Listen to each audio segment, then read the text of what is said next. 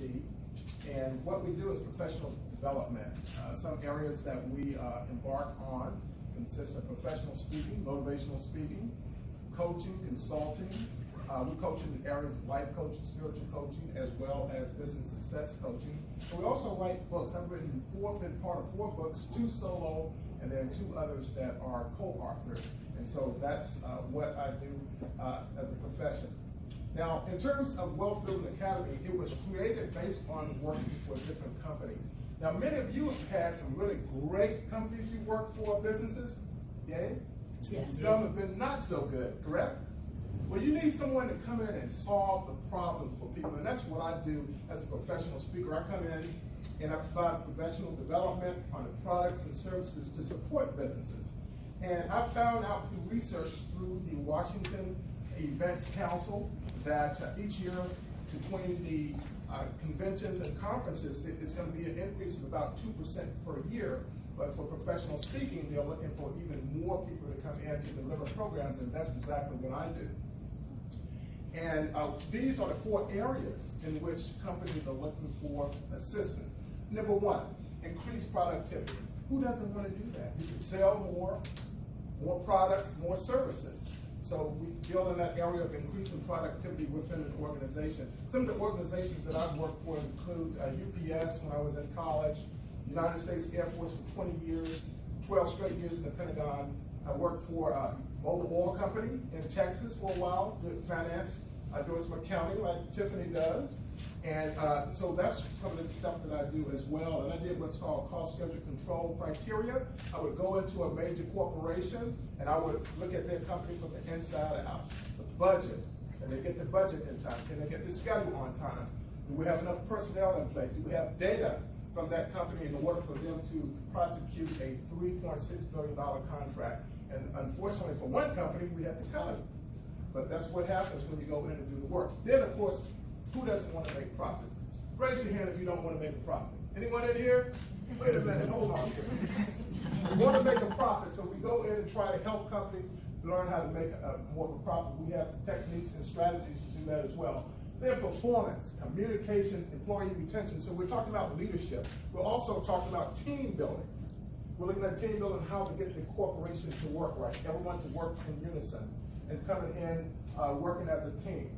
And then we want to also increase the shareholder value, and we can impact that as well based on getting them on track.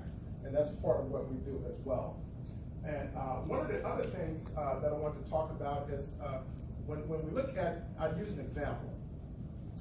If I have a company contact me and their organization is not working the way they want it to, and what I do is find out they're having problems with an employee, and that employee performance just dropped. So what I do is come in and provide that leadership training, that team building training, get the leadership staff and the employees talking to one another to get them under their mission statement, their core values of their corporation, and getting them pointed in the right direction to increase their profitability, their profits, and so that they can have a organization that has excellence. And I've worked with a lot of companies that receive organizational excellence awards, and that's one reason why I'm very passionate about that.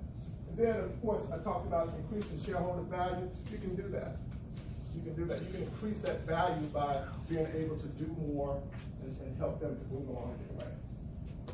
And the future for Wealth Building Academy, what I envision is seeing capturing a 10% share of the professional development marketing, and that includes speaking, consulting, training. And another thing that we're looking at is bringing on a planning team. So I'll look at working with an accountant, an insurance agent. I'm going to also bring in a marketing and strategy strategist as well, and of course an accountant. And then want to look at, in 24 to 36 months, what I want to look at is expanding and capturing 20% of the market. And part of what I'm doing is not to look for a business loan, but more so sponsorship. I've spoken for organizations in the past and able to get that sponsorship as opposed to getting that bank loan. In other words, for example, I have a 12-city speaking tour. Well, that's sponsored by an association. So there's no loan involved, it's all upfront. You go out to different cities, countries, go to Guam, Hawaii, going to Utah, going to Florida, Texas, North Carolina, Pennsylvania, and Georgia and other states, North Carolina. And so that's part of what I'm going to do as well, is to increase that, and I'll be able to get all of that done. And also, as I said before, just going out writing books as well, provide books to further enhance the organization and types of things that I do. And last but not least, I would be remiss if I didn't say that Project Opportunity was awesome. It was really fantastic. And part of what I want to talk about right now is the fact that on April the 2nd, was the second day of class, my vehicle was hit by another vehicle, no fault of my own, and my vehicle flipped over 3 times. And God just wrapped me up in his arms and held on to me and protected me. And Project Opportunity kept me going. Without Project Opportunity, I may have been depressed. Tiffany and Mr. Giordano didn't give me time to be depressed because I had homework. I had a business plan. A living and breathing document is what I take from this, and learning the marketing strategies, and learning the financial statements, and everything in between. Every Tuesday night, my kids were worried about me because you have too much homework. But it all worked out. And so I want to pass on my thanks to Ms. Giordano, and also to Ms. Tiffany Davis for all that they did. I could not have done it without you. And of course, I want to thank all the guest speakers that came in. As stated before, Ms. Moran, she's the one that introduced this to me early in the year when I came here for another meeting. And then, of course, I want to thank my 2 children, Paula, who's a 9th grader, and Paul Jr. I want to thank you. And I want to thank all of my classmates and all of you are here tonight. Thank you very much. And as you can see, a big thank you. Every one of you, salute.